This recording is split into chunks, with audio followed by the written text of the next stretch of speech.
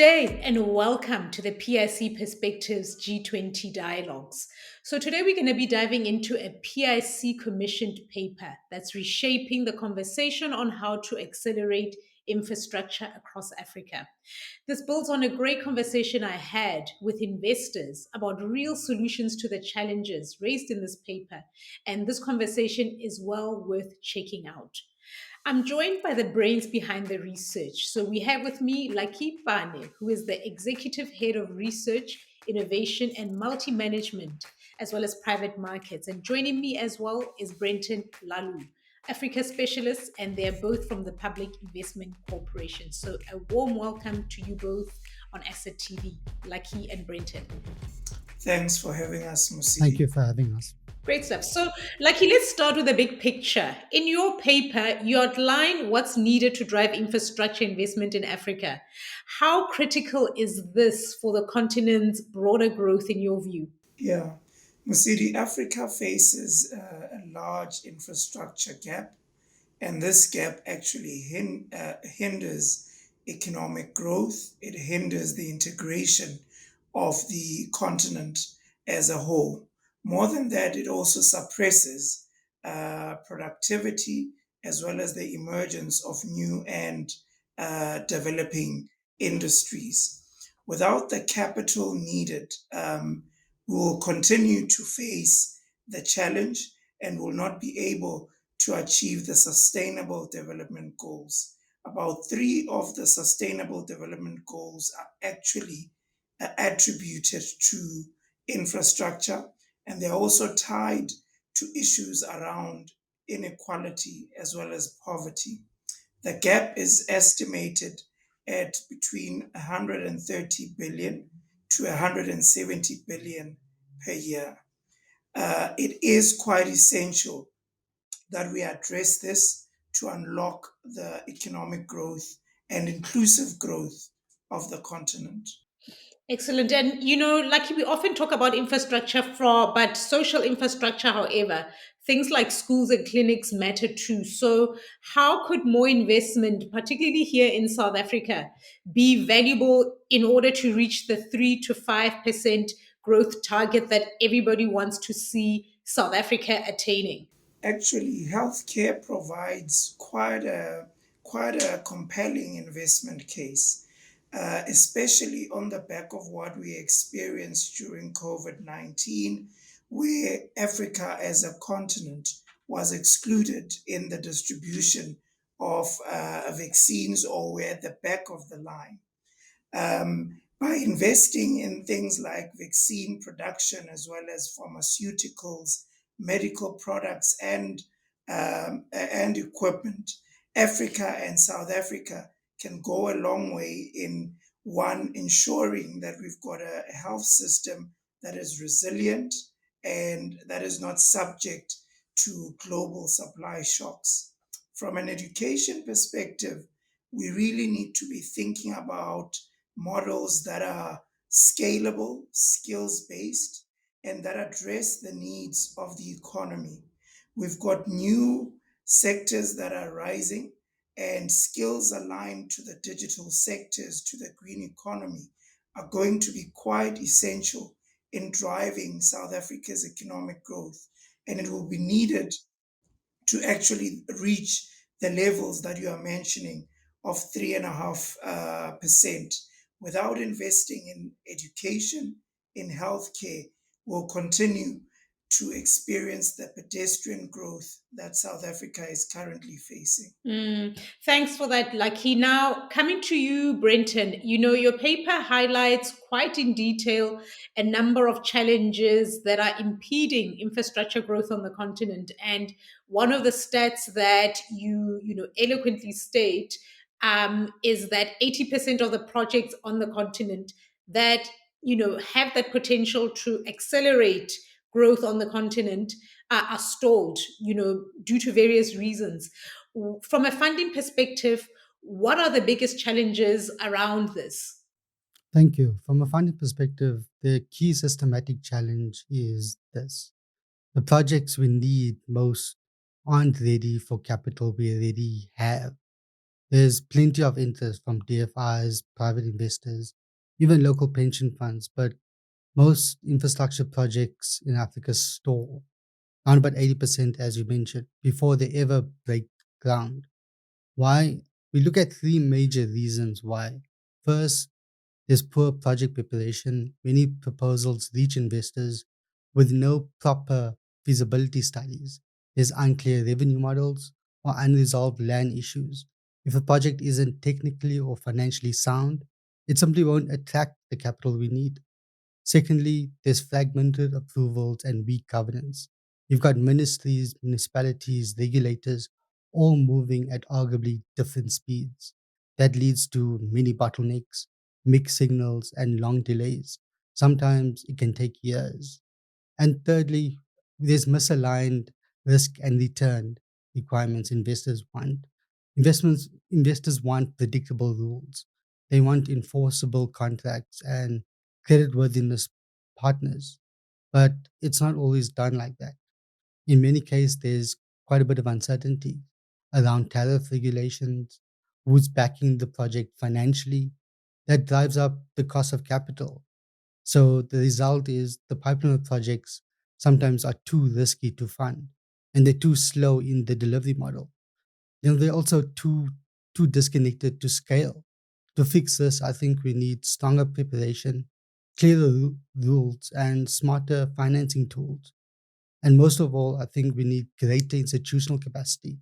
I think that's how we shift from planning to delivery momentum within this. Thanks, Brenton. And beyond this, the structural issues, Lucky, in your view, what could be done to kind of dispel this misconception around infrastructure investments not being able to provide adequate returns for investors? Musidi, those misconceptions are actually changing. Maybe let me give you some stats. Last year, about 1.3 billion was invested in infrastructure related projects on the continent. This was the fifth consecutive year where over a billion US dollars went into infrastructure investments. And of total private capital deployed in Africa, about 42% of it goes to infrastructure. At the moment, the funding is mainly for renewable energy as well as telecommunication. But the positive thing is that capital is flowing into the continent. And around misconceptions on returns, there are listed instruments that are available for investors to explore as they enter the continent. These would include infrastructure bonds, there are ETFs as well as REITs that provide the liquidity that investors need. And then on the unlisted side of things, we've got infrastructure focused funds and private equity vehicles that are available. Again, I'll give an example with Old Mutual's African Infrastructure Investment Managers. It actually invests in large scale infrastructure projects on the continent. Since inception, which is 1999, it has actually managed to deliver on the required returns of CPI plus 10%. And last year, it actually delivered returns of 24%. These are quite solid and good returns that you can actually even, or rather, that compare to what is available in listed equities. So there is definitely progress and capital is flowing. We just need more of it to come through. And perhaps the last point on this is we actually need pension funds, insurance companies to perhaps reconsider their mandates to have infrastructure as its own asset class and to allocate a larger portion of their portfolios to unlist or rather to alternative investments. Great stuff. I would like to delve into that from a PIC perspective later on, Lucky. That whole thing around pension funds prioritizing it, at a greater scale. But coming back to you, Brenton, like you mentioned, a number of areas where money is flowing, like renewable energy as well as digital infrastructure. Which other areas do you think requires the most urgent attention to accelerate infrastructure delivery on the continent? So that's a big question, and I think all four areas are critical. But if you're talking about what needs the most urgent attention, I'd say arguably capacity building. In Africa, we have we have funding. We can have funding. We can have great policy on paper. You can have willing partners as well.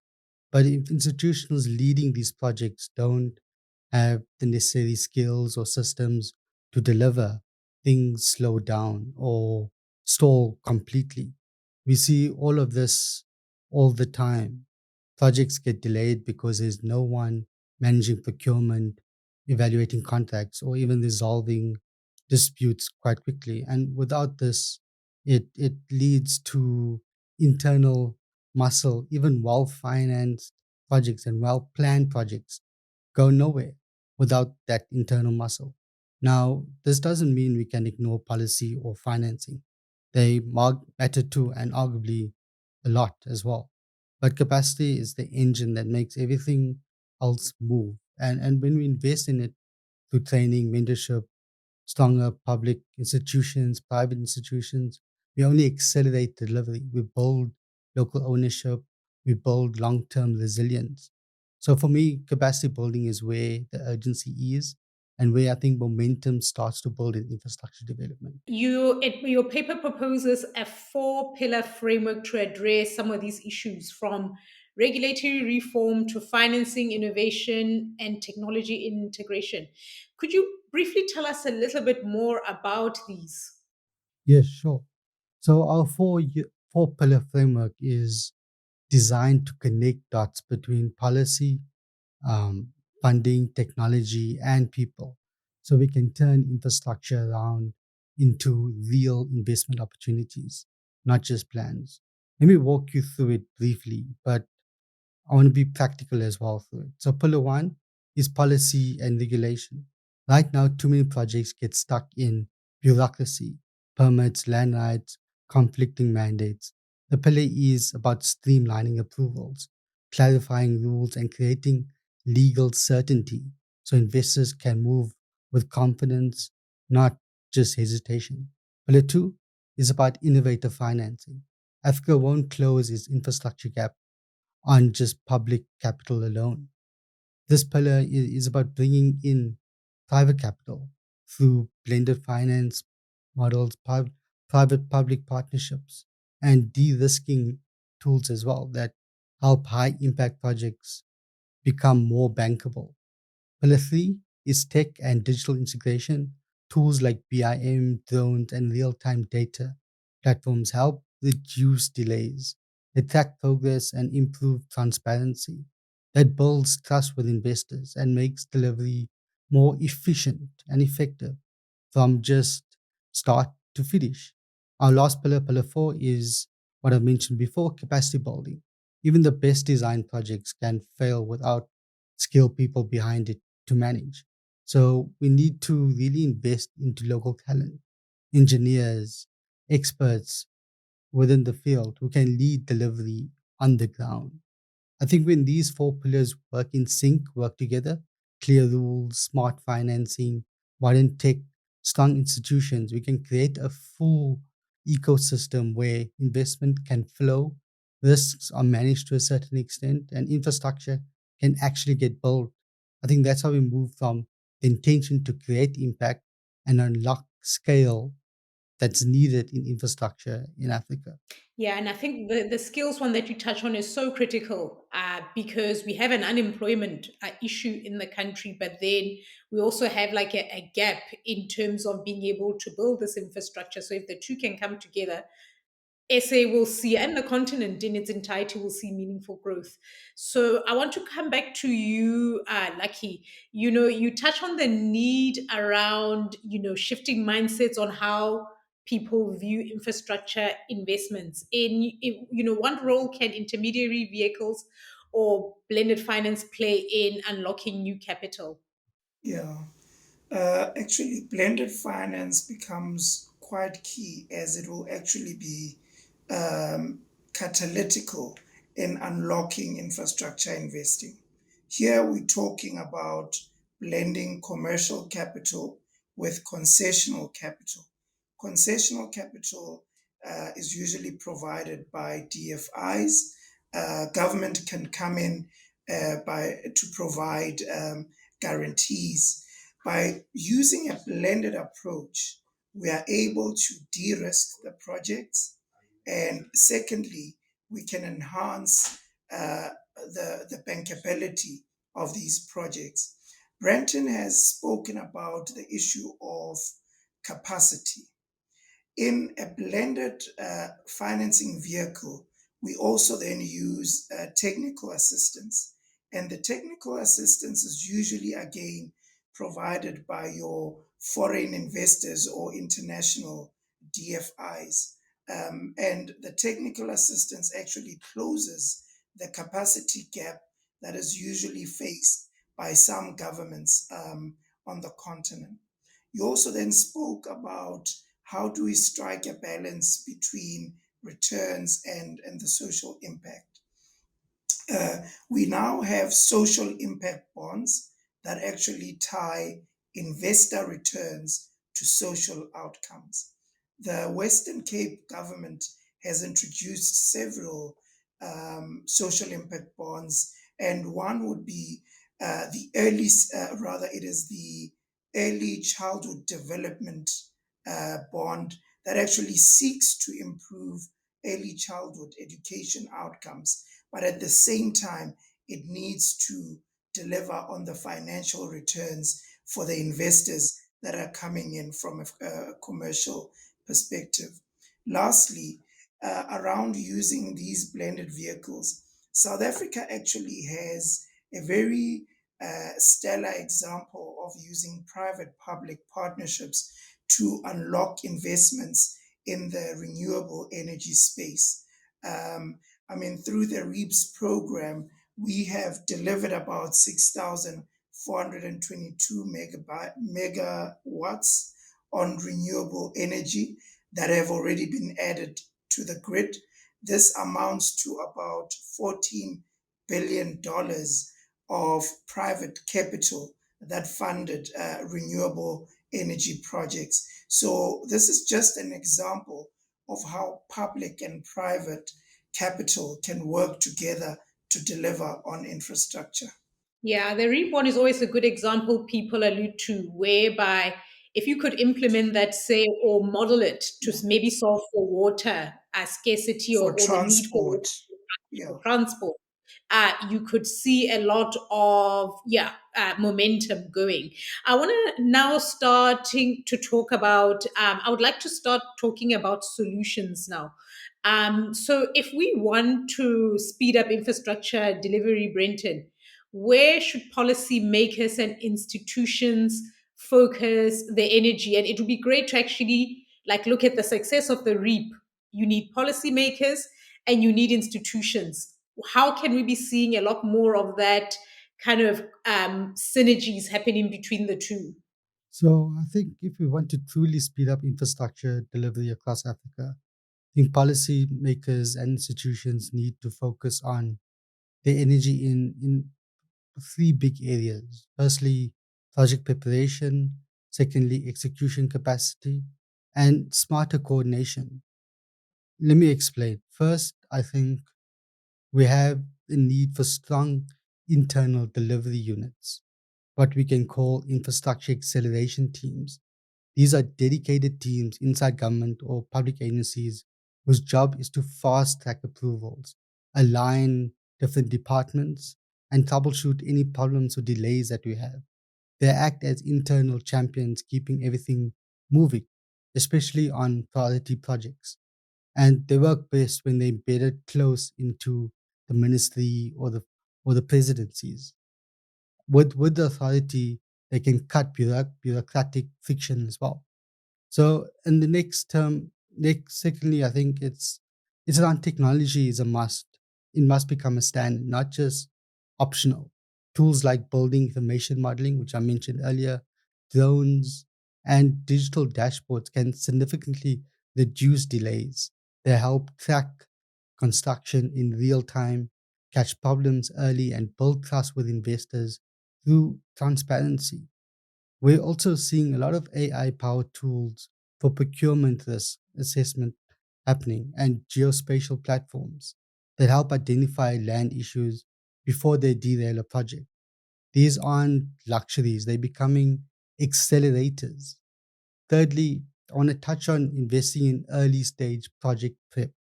Project preparation is important because many projects fail not because they're a bad idea, but because they arrive at the investors table half baked. We need to focus more energy on funding bankability, feasibility studies, environmental impact work, legal structuring, etc. DFIs here can play a quite a catalytic role in project prep. Fourth, I think arguably very important is the use of regional investment platforms and project prep facilities. We make mention of platforms like Africa 50. They're critical. They don't just pool capital for Africa, they help governments build and scale pipelines of already investment ready projects, especially for regional infrastructure. So, if you ask me where to focus, we need to build strong internal teams, use smart digital tools, prepare projects properly, and coordinate them through regional platforms. Hmm. And when Thanks. you talk about innovative financing in the African context, what does that actually look like? Great question. I think when we talk about innovative financing in Africa, we're talking about getting capital to, into complex, high impact projects that wouldn't otherwise attract investment. Let me break it down a little. So, blended finance is key. This means combining your concessional capital with your commercial funding, right? So, it helps reduce the projects and make them more attractive to private investors, especially in sectors like energy, water, transport, for example. Second, I think it's about closing the bankability gap. Many projects have strong developmental impact, but the lack of structure, secure funding. So DFIs generally step in early here. They support feasibility studies, legal frameworks, even project designs at some stage. That early stage support is very critical. It turns the ideas of infrastructure into real investment opportunities, investment projects. Thirdly, we're seeing new financial models at play. Think user pay systems, land value capture, and infrastructure bonds that are used to tie bond of infrastructure to impact outcomes. They create new revenue models and reduce reliance on overstretched public sector capital. And finally, I think it's all about alignment. We need to reduce the silos. Governments, DFIs, and investors need to work together early on and often. That means shared risk, transparency, predictable policy outcomes, and environments, and allow capital to stay in the game long term. So, Africa, its innovative financing means thinking beyond just grants. It's about designing bankable, scalable projects that blend development goals with financial outcomes, financial objectives. Hmm. And that's how I think we can unlock real infrastructure investment. Yeah, great points, Brenton. So, in closing, Lucky, as one of Africa's largest institutional investors, the PIC, how is it aligning its infrastructure strategy with some of these ideas that Brenton mentioned, that have the potential to unlock, infrastructure funding at scale? Yeah.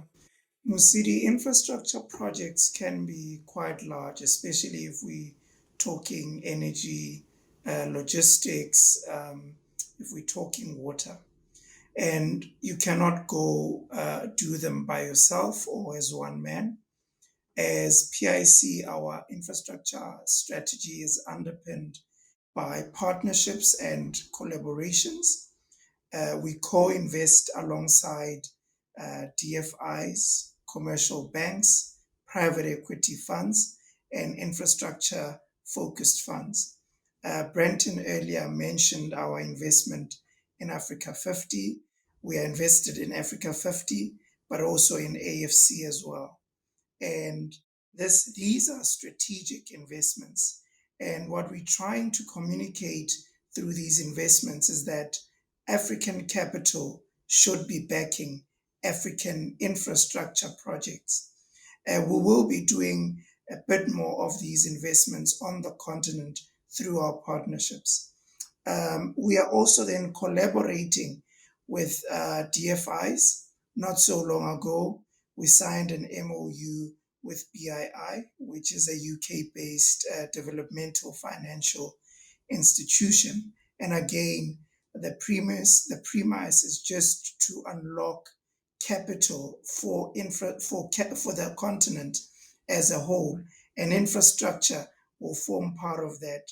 We have already done several deals with BII even before we signed the MOU. The signing of the MOU was just a formalization of our partnership with them. What is the PIC's long term vision for this, and how are you thinking about both scale and impact through investing in infrastructure as an asset class?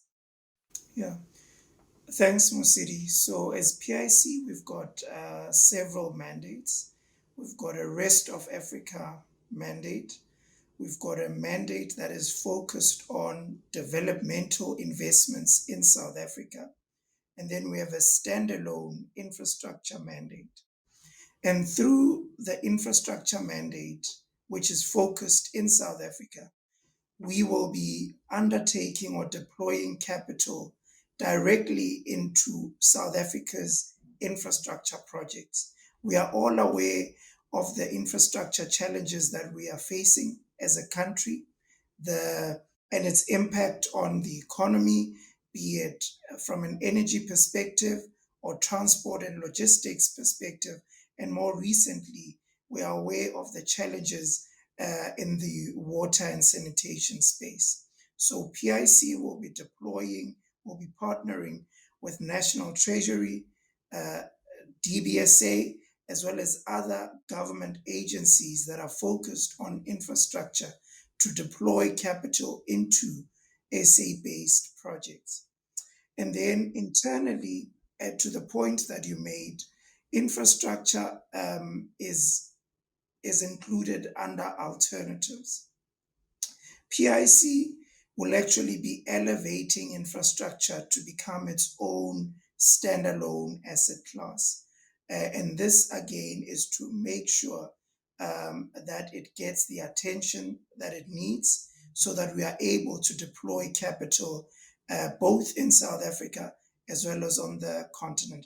These are practical ways in which PIC is trying to unlock infrastructure investments. Thank you very much. And it's a great to know that, because as one of the largest institutional investors on the continent, if you championing that move around taking infrastructure away from alternatives as a standalone, I'm sure many others will follow suit. So that's all we have time for today. Lucky Brenton, thank you so much for sharing your valuable insights from your report, which I highly recommend, is worth a read.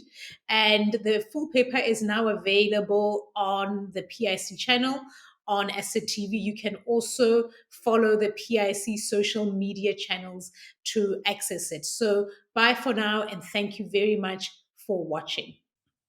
Bye bye. Thank you.